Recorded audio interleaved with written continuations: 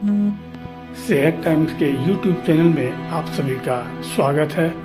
हमारे साथ हैं वरिष्ठ होम्योपैथिक चिकित्सक डॉक्टर गिरीश गुप्ता। डॉक्टर साहब से आज हम जानेंगे पुरुषों में बांझपन के क्या कारण हैं और होम्योपैथिक्स में इसका क्या समाधान है। जी डॉक्टर नमस्कार। आपने सर पिछली बार फीमेल में इनफर्टिलिटी के बारे में बताया था, तो इस बार आप बताएंगे कि पुरुषों में जो बांझपन होता है उसके क्या कारण हैं और होम्योपैथिक्स में उसका किस तरह से इलाज हो सकता है।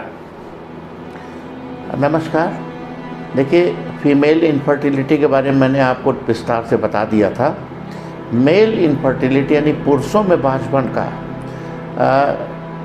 मुख्य कारण होता है एजुस्पर्मिया, जिसमें कि स्पर्म नहीं बनते जी, ये मुख्य कारण होता है जी। और दूसरा कारण होता है कि अगर स्पर्म्स का काउंट कम है, जैसे 60 मिलियन के ऊपर होना चाहिए स्पर्म काउंट, अगर उससे कम है तो इसकी वजह से भी अक्सर फर्टिलाइजेशन नहीं हो पाता है जी। दूसरा कारण इसका है जो स्पर्म्स होते हैं वो मोटिलिटी कम है। वो जो मोटिलिटी मतलब चलते हैं जी जी, तो अगर वो कम है जी। तो उससे भी फर्टिलाइजेशन के चांसेस कम हो जाते हैं जी। तीसरा होता है कि उसका जो स्पर्म की जो डेवलपमेंटल डिफेक्ट है जी, उसमें जो अगर डिफेक्टिव स्पर्म्स हैं जी। तो वो भी फर्टिलाइज एग को नहीं कर पाते हैं। जी। मुख्य कारण ये हो गया।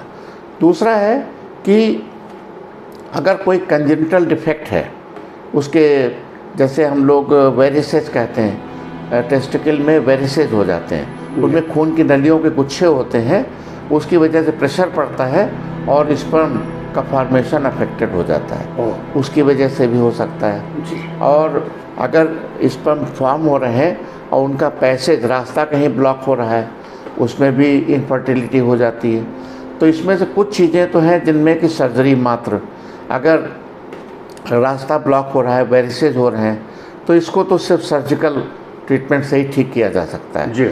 हाँ, अगर एज़ोस्पर्मिया है तो एज़ोस्पर्मिया में भी मेरा कहना है कि किसी भी पैथी में कोई दवा ऐसी नहीं जो स्पर्म को बनाना शुरू कर दे। ओलिगोस्पर्मिया होता है जिसमें काउंट कम होता है, उसमें दवाएं काम कर सकती हैं और हमने कुछ होम्योपैथी ट्रीटमेंट से कुछ मरीजों में ट्रायल ट्रीटमेंट करके देखा है जिसमें कि स्पर्म काउंट दवा देने के बाद बढ़ जाता है। लेकिन इसकी कोई स्पेसिफिक दवा नहीं होती। हम लोग पूरा मरीज का कॉन्स्टिट्यूशन समझते हैं, कॉन्स्टिट्यूशनल ट्रीटमेंट के बेसिस पे जो दवा देते हैं, तो जहाँ कोई एबनॉर्मेलिटी होती है, मैच्योरेशन नहीं हो रहा है या मोटिलिटी कम है, तो वो इम्प्रूवमेंट आ जाता है। तो डॉक्टर साहब, ये इसमें उसको किस टाइप की कमी है, इसको करने के लिए क्या कोई विशेष डायग्नोसिस पे टेस्ट होते हैं या आप उसको क्लिनिकल डायग्नोसिस करते हैं? जैसे स्पर्म काउंट करने के लिए सेमेनोग्राम होता है, सीमेन टेस्ट होता है जी। दूसरा अल्ट्रासाउंड हम लोग करा के देख सकते हैं कि अगर वेरिसेज हैं तो वो अल्ट्रासाउंड में आ जाएगा, उसमें सर्जरी करना पड़ता है जी। इसके अलावा बहुत सारे ऐसे कारण हैं, हार्मोनल इम्बैलेंस। तो इससे मेन जो हार्मोन होता है टेस्टोस्टेरोन, मेल हार्मोन, अगर उसकी कमी हो जाती है तब भी स्पर्मेटोजेनेसिस अफेक्टेड होती है और बांझपन हो जाता है। इसके अलावा मेंटल स्ट्रेस, डायबिटीज़, ओबेसिटी, उसकी वजह से भी होता है। रिसेंटली ऐसा देखा गया है कि जो लोग लैपटॉप बहुत इस्तेमाल करते हैं, वो लैपटॉप को अपने लैब पे ही रख के बैठते हैं, उसकी जो रेडिएशंस होते हैं दे अफेक्ट स्पर्मेटोजेनेसिस, यानी जो स्पर्म का फॉर्मेशन है उस प्रोसेस को वो प्रभाव उसका पड़ता है। तो कुछ केसेज मैंने देखा कि उनका लैपटॉप जब बंद करा दिया, उनसे कहा कि इस तरह ना बैठिए, उसको टेबल पे रखिए, तो उनका स्पर्म काउंट बढ़ गया। तो बहुत सारे कारण हैं। कुछ कारणों का निदान सिर्फ सर्जरी से हो सकता है, कुछ में दवाओं से हो सकता है और कुछ का नहीं हो सकता है। जैसे अगर रास्ता ब्लॉक है या एज़ोस्पर्मिया है, उसमें दवा कुछ नहीं कर सकती। स्पर्मेटोजेनेसिस एक ऐसी प्रोसेस है कि ये फिजियोलॉजिकल प्रोसेस ये चलती रहती है। अगर बहुत सारी ड्रग्स होती हैं, दवाओं के साइड इफ़ेक्ट्स होते हैं, उससे भी स्पर्म काउंट कम होने लगता है। तो बड़ा विस्तार से उस पर चर्चा करने की ज़रूरत है, लेकिन मोस्टली जो इम्पॉर्टेंट फैक्टर हैं वो हमने आपसे शेयर किया।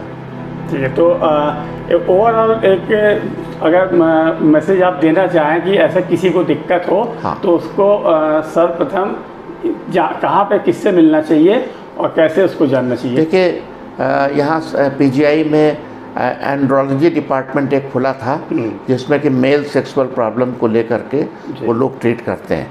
लेकिन एज़ोस्पर्मिया में कोई पैथी कुछ नहीं कर सकती, ठीक है ना।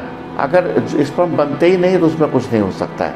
होम्योपैथी ट्रीटमेंट से या और किसी पैथी में अगर वो मुझे नहीं मालूम, तो उससे सिर्फ स्पर्म काउंट अगर कम है तो वो बढ़ाया जा सकता है। इसके अलावा कोई भी ऐसी विधा नहीं है जिससे कि एज़ोस्पर्मिया ये सब चीज़ें ठीक हो सकें। चलिए, आपका बहुत धन्यवाद। धन्यवाद।